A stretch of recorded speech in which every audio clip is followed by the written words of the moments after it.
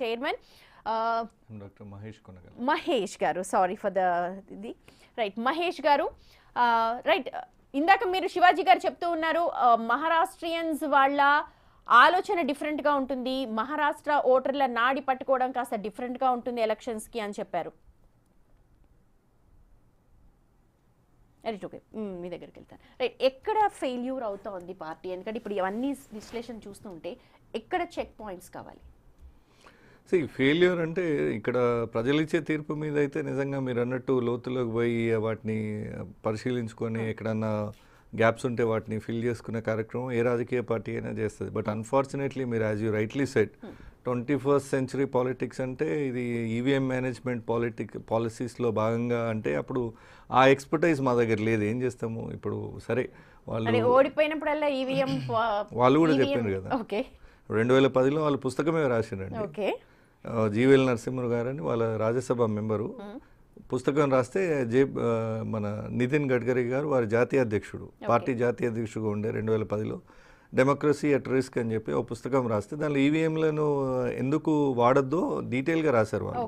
So వారి నుంచే స్ఫూర్తి తీసుకొని ఇప్పుడు మాట్లాడే వాళ్ళందరూ కూడా అంటే మరి ఏం టెక్నిక్ కనుగొన్నారో వాళ్ళే చెప్తే బాగుండదు. అంటే ఈ రకంగా ఇప్పుడు నేనేమంటానంటే జార్ఖండ్లో మీరు అడగొచ్చు, జార్ఖండ్లో వాళ్ళ పప్పులు ఉడకలేదా, వాయనాడులో ఏంది, వాయనాడులో బీజేపీలకు ఓట్లు పడ్డాయి అంటే ప్రజల్లో ఒక రకమైన రెవల్యూషన్ వస్తుంది.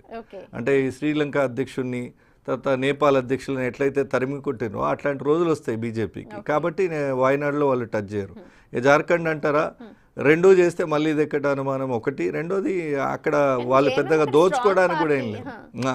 నేను అదే అంటున్నా, ప్రజల్లో జేఎంఎం ఉంది, కాంగ్రెస్ ఉంది. జేఎంఎంని శిబు సోరెన్ లాంటి నేతను జైలుకు పంపించారు, ఒక గిరిజన బిడ్డను జైలుకు పంపించారు అన్న కసి ప్రజల్లో ఉంది. కాబట్టి అక్కడ ఏం వాళ్ళ ఎమోషన్స్తో ఆటలాడే ప్రయత్నం చేయలేదు. మహారాష్ట్ర విషయానికి వచ్చేసరికి అది ఒక రకమైన కలుగురు గంపలాగా అయిపోయిందట. రాజకీయమే రెండు కూటములు 3-4 పార్టీలు. సో ప్రజలను అంటే ఏదో రకంగా మెప్పించే కార్యక్రమం వాళ్ళు చేసే ప్రయత్నం చేశారు. ఒకటి. రెండు, అదానీ గారి ముంబై ఎవరి ఇంట్రెస్ట్ అండి? అదానీ అంబానీ ఇంట్రెస్ట్. క్యాపిటల్ ఆర్థిక రాజధాని అంటారు ఈ దేశానికి, ఆర్థిక రాజధాని ముంబై. సో ముంబై వాళ్ళ ఇంట్రెస్ట్ కాబట్టి దాని మీదనే ఫోకస్ చేసి పనిచేసినట్టుగా చాలా క్లియర్గా కనబడుతుంది. మేము హర్యానాలో ఒక స్పెసిఫిక్ అలిగేషన్ చేసినాము. హర్యానాలో ప్రజల తీర్పు మా వైపున్న ఈవీఎంలు 100% రీఛార్జ్ చూపించిన ఈవీఎంలు అన్నింటిలో బీజేపీ గెలిచింది. గవ్వే 14 సీట్లు మాకు వచ్చింటే మాదే హర్యానా ప్రభుత్వం. ఈరోజు మహారాష్ట్రలో కూడా నాది ఒకటి సూటి ప్రశ్న, అంటే నిజంగా చర్చలో వారు చెప్పాలి. సో నేనేమంటున్నా, ఇప్పుడు మొన్న ఎన్నికలు జరిగినాయి, మాకు 30 సీట్లు వచ్చినాయి, మా కూటమికి 30 సీట్లు వచ్చినాయి, వాళ్లకు తక్కువ వచ్చినాయి. ఈ 4 నెలల్లో బీజేపీ అంతగా ఏం చేసింది అంటే మహారాష్ట్ర ప్రజల మనసు గెలుచుకునేంతగా ఏం చేసిందో చెప్పాలి. దేశ ప్రజలు కానీ నేనేమంటున్నా, ఏం చేసింది లేదు. అయినా ఎందుకు ఈ ఫలితం? ఈవీఎంఏ కారణం, ఈవీఎం మ్యానిపులేషనే కారణం అనేది మా వర్షన్. నేనేమంటున్నా, అక్కడ శాంతి భద్రతలు అదుపు తప్పినాయి. బాబా సిద్దికిని నరి రోడ్డు మీద 4 గుండాలు కలిసి కాల్చి చంపిపోయినారు. శాంతి భద్రతలు లేవు. వరదల్లో రైతులను ఆదుకున్న నాదుడు లేడు. ఉల్లిగడ్డ అక్కడ ఎక్కువగా సాగు చేసే ఉల్లిగడ్డ మీద ఎగుమతులను బ్యాన్ చేసిండ్రు.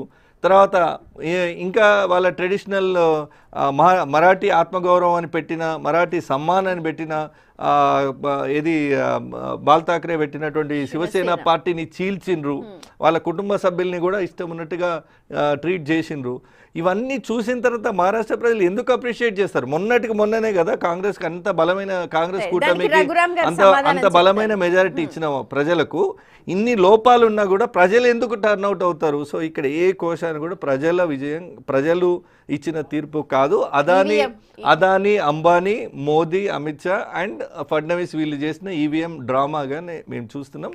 డెఫినెట్గా ఇన్ కేస్ ఏదన్నా ప్రజల నుంచి అలాంటి స్పందన వచ్చి వస్తే చూద్దాం. రఘురామ్ గారు, మీరు దీని మీద మాట్లాడాలి. రఘురామ్ గారు.